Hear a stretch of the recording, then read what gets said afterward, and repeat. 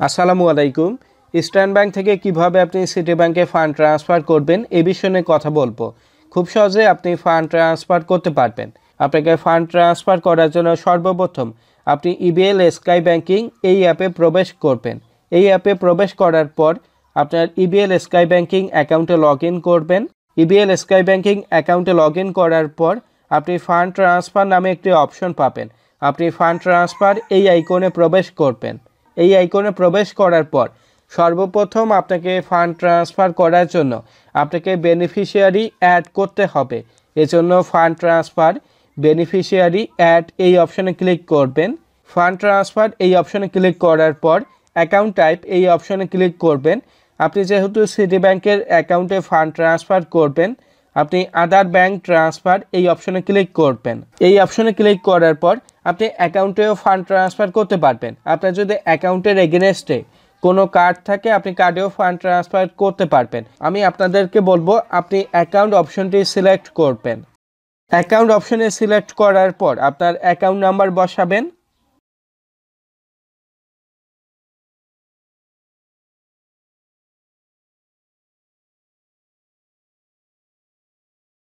Account number বসানোর পর account holder name বসাবেন।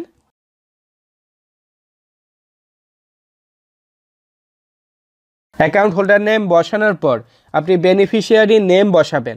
আপনার যে নেমটি ভালো লাগে আপনি নিকনেমের মতোই আপনি এখানে নেমটি বসাবেন।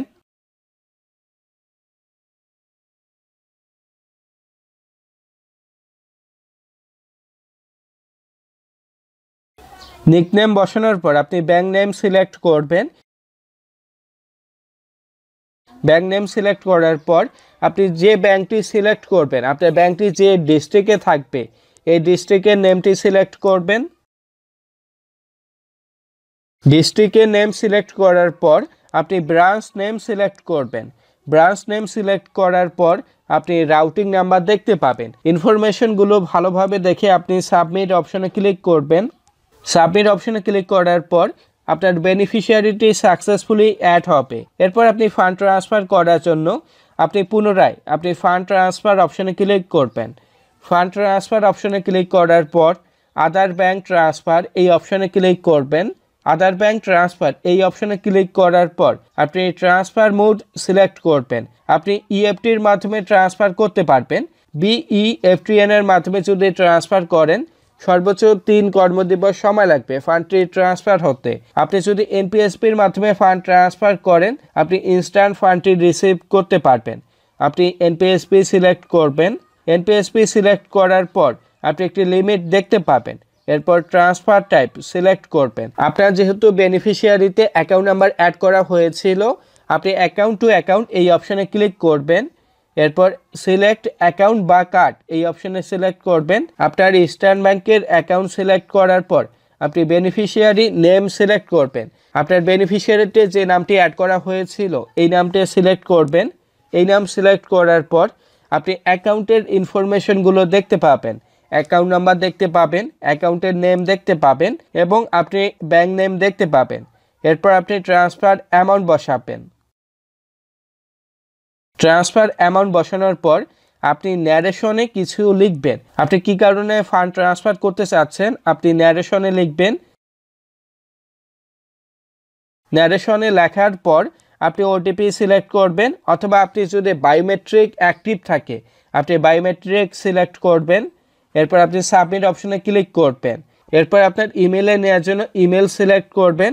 এসএমএস নেওয়ার জন্য এসএমএস সিলেক্ট করবেন। সিলেক্ট করার পর আপনি সাবমিট অপশনে ক্লিক করবেন। সাবমিট অপশনে ক্লিক করার পর আপনি আপনার অ্যাকাউন্ট নাম্বার দেখতে পাবেন এবং যে অ্যাকাউন্টে ফান্ড ট্রান্সফার করবেন এই অ্যাকাউন্ট নাম্বারটি দেখতে পাবেন।